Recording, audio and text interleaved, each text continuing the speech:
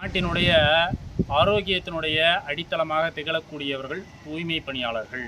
சங்ககிரி ஊராட்சி ஒன்றியத்துக்குட்பட்ட தேவனாங்கோட்டனூர் பஞ்சாயத்தில் உள்ள சத்யாநகர் பகுதியில் முனுசாமி என்ற தூய்மை பணியாளர், சேலம் மாவட்ட ஆட்சித்தலைவர் அவர்களது உத்தரவின் பேரில் மாதம் இருமுறை, மாதத்தில் 2வது சனிக்கிழமை மற்றும் 4வது சனிக்கிழமை காலகட்டங்களில் ஒவ்வொரு வீடுகளிலையும் சென்று திடக்கழிவுகளை சேகரித்து அதை அந்த ஊராட்சி ஒன்றியத்துக்குட்பட்ட அந்த குப்பைகள் கொட்டக்கூடிய பகுதியில் கொட்டும் பொழுது அந்த பகுதியின் வழியாக சென்ற கிறிஸ்துவ மத போதகராக திகழக்கூடிய ஒரு பாதிரியார் மரிய ஜோசப் என்பவர் அந்த தூய்மை காவலரை முனுசாமி அவர்களை தடியால் தாக்கி அவரை தகாத வார்த்தைகளால் பேசியிருக்கிறார்.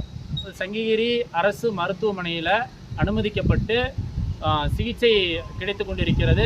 2 தினங்களுக்கு முன்பு நடைபெற்ற இந்த சூழல் தமிழகத்தில் சட்ட ஒழுங்கு பிரச்சனை சீர்குலைந்திருக்கிறது என்பதற்கு ஒரு உதாரணமாக திகழ்கிறது.